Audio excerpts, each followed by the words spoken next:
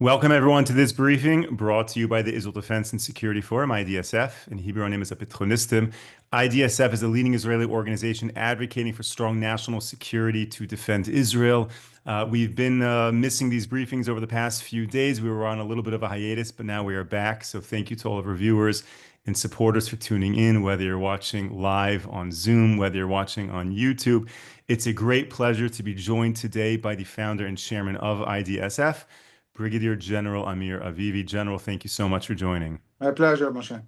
General, we have so many questions from viewers. We decided that we would spend the session today just diving into the myriad of questions that we get. So thank you to all of our viewers for making this briefing possible. If you have questions, please throw them into the live Zoom chat. Send them to my phone, my email, however you know how to get in your questions. Please send them in, and we will do our very best to address them. General, let's start off with this very tragic incident that happened today in Judea and Samaria. 3 people were killed in a terrorist attack. Can you just share with us a little bit about how this event unfolded and what is really the situation right now in the Judea and Samaria central part of Israel? So one of the worst kind of attacks we see in Judea and Samaria is terrorists with machine guns driving with a car, passing near, in this case, a bus, and shooting into the bus. They understand that there are many people in the bus, and unfortunately, 3 people were killed. We know that the IDF has been, with the Shin Bet, have been working extensively since the 7th of October, unfolding terror attacks. The Shin Bet talks about more than 1,000 terrorist attempts that they prevented with the IDF. So there is a lot of terror going on. In many cases were successful. Unfortunately, in some cases, terrorists managed to attack. We see Iran really focusing on this area. They pretty much lost Hamas, although they're trying to assist Hamas with intelligence, but they are having a very hard time to mobilize them. Hezbollah were in a ceasefire, and Hezbollah was hit fast, very strongly, and with Syria, they lost Syria.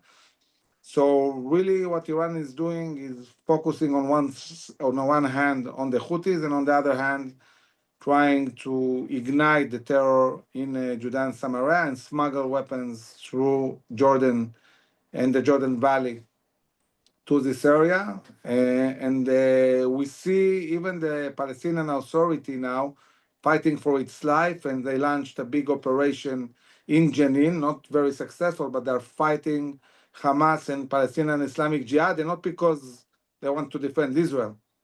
It's survival. They're trying to survive. We know that the vast majority of Palestinians in Judea and Samaria, they support Hamas and Palestinian Islamic Jihad, not the Palestinian Authority. So the Palestinian Authority itself, is fighting for its life, and there is a lot of exchange of fire between Hamas and Jihad and the Palestinian Authority. Thank you. So if you could just elaborate on that a little bit. Hamas is absolutely, absolutely not a friend of Israel, but neither is the Palestinian Authority. So when you have 2 enemies of Israel fighting each other, what is the best outcome? Because if the PA is somehow able to overpower Hamas, all it accomplishes is having a strong PA, which is not necessarily in Israel's best interest. So who are we rooting for, so to speak? So we've seen the Israeli defense establishment since Oslo all the time supporting the Palestinian Authority as if there's some kind of solution. We in IDSF, we don't view it like that. We look at the Palestinian Authority as a strategic threat. By the way, it's a much bigger threat than Hamas in many ways, because the Palestinian Authority is not just paying billions to terrorists. Also, by the way, the terrorists of Hamas and Palestinian Islamic Jihad, when a terrorist conducts an attack, it doesn't matter which organization it came from, the Palestinian Authority pays all of them and their families. So the money they get from the Palestinian Authority, no matter which organization did the terror attack. the incitement in schools. But this is everything in Israel. But the Palestinian Authority is also leading all the anti-Semitism in all the universities. Every Jew in America or Canada is affected by what the Palestinian Authority is doing. BDS, I encourage everyone to open the website of the PDS, scroll down, all the way down, and see who manages BDS. You'll see that it says the website is managed by the BNC, all the group of all the Palestinian organizations, which are led by the Palestinian Authority. So basically, the mastermind behind BDS, who is endangering all the Jews around the world, is the Palestinian Authority. The same goes for Hague. We find ourselves in a reality that we are defending ourselves for our lives, and we see Hague trying to arrest our Prime Minister and Minister of Defense. Who is behind that? The Palestinian Authority. Same in the UN. So while Hamas is a terror organization and we are fighting it in Israel, the Palestinian Authority is everywhere, is undermining Jews globally. And this is why it's so dangerous. And I think that, looking at Gaza and the day after, when the Israeli government is saying the day after Hamas, there will be no Hamas, no Palestinian Islamic Jihad, but also not the Palestinian Authority, I would say that it's the first time formally Israel says the Palestinian Authority is not an option. And if they are not an option in Gaza, simple logic requires to ask the question, okay, but if they are not relevant for Gaza, how can they be relevant for Judea and Samaria? What's the difference? It's the same corrupt terrorist inciting organization. So I think that we really, especially now when we have a Trump going into office, Israel needs to present a new vision. And I think that in this sense, IDSF is really leading out of the box thinking and new solutions for the Israeli-Palestinian conflict that are not based on terror organizations. And the PLO, what can we do? Palestinian Liberation Organization is also a terror organization.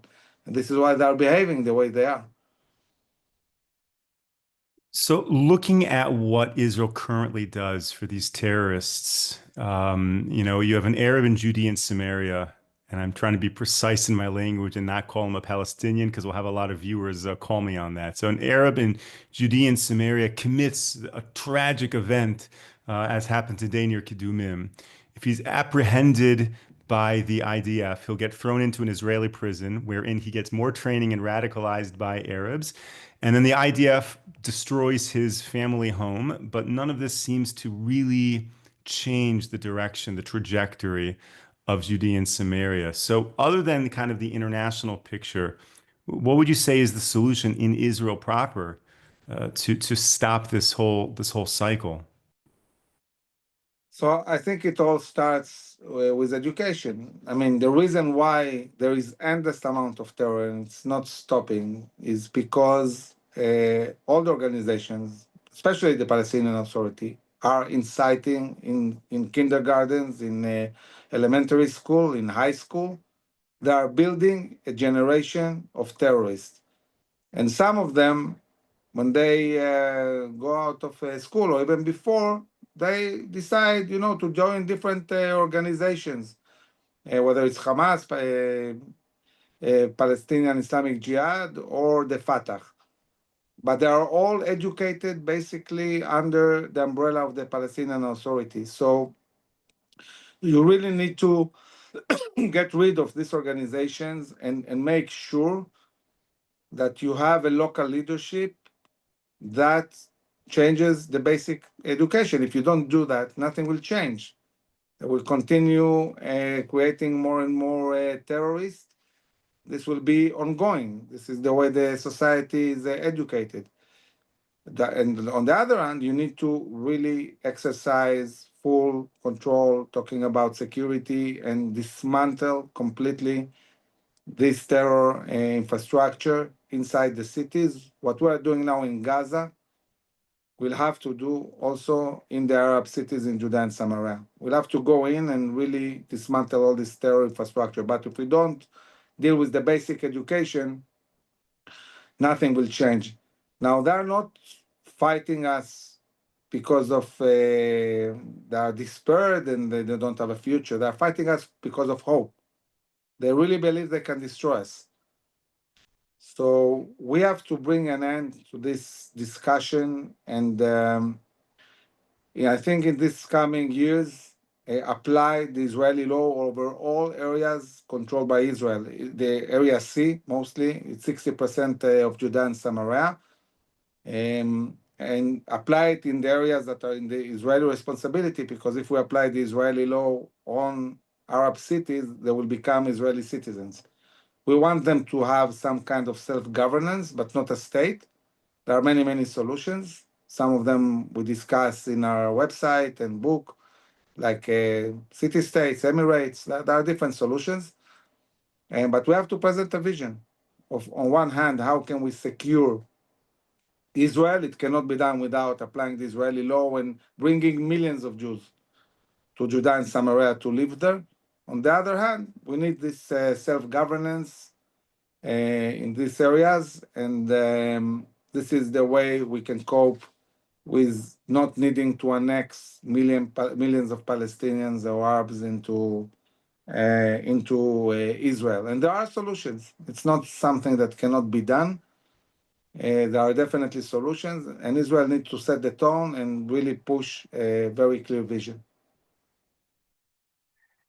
Thank you. I want to ask a question that a whole bunch of viewers are asking, which is really the finances behind this. In a briefing, I think it was last week, you mentioned how Hamas is able to recruit in Gaza by paying young recruits. You know, this is their best professional opportunity by being paid to join Hamas. And likewise, in Judea and Samaria, there's a lot of money given to the PA by the Israeli government through taxes. So are you able to share a little bit about how the finances play into these terrorist organizations? So I'll start with Judea and Samaria, and I'll say that 4.5 or 5 years ago, we had our first meeting ever with Prime Minister Netanyahu. We were a young organization, 1,000 members, not 40,000. We came 8 generals to the meeting, and in the middle of the meeting, Netanyahu asked us, what will happen if I apply the Israeli law over Israeli areas and the Palestinian Authority will collapse? And we saw that he's asking seriously. He doesn't know, because the defense establishment is always saying that if they collapse, it's a catastrophe. And General Jerry Gershon, who was, by the way, FIDF manager at a certain point, he was the division commander in Operation Defensive Shield. And he looked at the Prime Minister and he said to him, Mr. Prime Minister, this is not a theoretical question. It happened. The Palestinian Authority collapsed completely. And the Prime Minister was surprised. He said, what do you mean? He said, in Operation Defensive Shield, when we conquered Ramallah and the Muqata, Arafat was left alone in his room. One room remained of the whole Muqata, and the Palestinian Authority ceased to function completely. And he said, look, they didn't function, and we continued working with the local municipalities in all these cities, and we were doing very well. We didn't need to take care of the garbage or anything that had to do inside the cities. This was the municipality, because the municipality is built by the local clans, and they continued functioning. And then General Ariel Knafo jumped and said, yes, I was a brigade commander of Shechem, of Nablus, under Jerry, and I, for 2 years, worked with the Shechem municipality. We didn't need the Palestinian Authority. And then I said to the Prime Minister, look, we gave you a straightforward answer, but let us do some work around that. And we gave him a paper, a few weeks later on, we checked what is the budget of the Palestinian Authority. At the time, it was 18 billion shekels. Then we said, we looked what this budget is compromised of, and we saw that 9 billion shekels go to the terror infrastructure and private bank accounts of Abu Mazen and all these guys, and 9 billion shekels go for civil issues for the municipalities.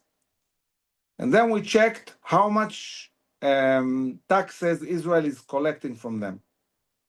And the answer was 9 billion shekels. So basically, it covers 100% of all the civil needs of the cities. So you get rid of the terror, you get rid of all these terrible guys that put billions in their bank accounts and then go and create anti-Semitism and delegitimation and incitement and everything. And you still have all the money needed to run the civil side without Israeli taxpayer need to pay 1 cent. And also, if you get rid of the terror, then think about the economical prospects. Building, industries, working together. Israelis again being able to go into the cities and purchase, goods. There's a lot of prospect once you get rid of all this terror machine.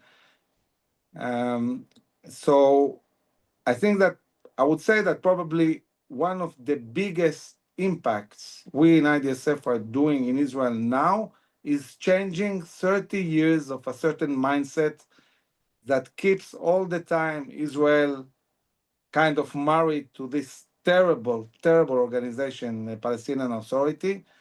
And we're changing hearts and minds, and we're explaining why this is not going to work, why we need new solutions, and why these solutions are viable. And I think that we see constantly, as every week and month that passes, how Israelis are getting more educated, both the government and the society.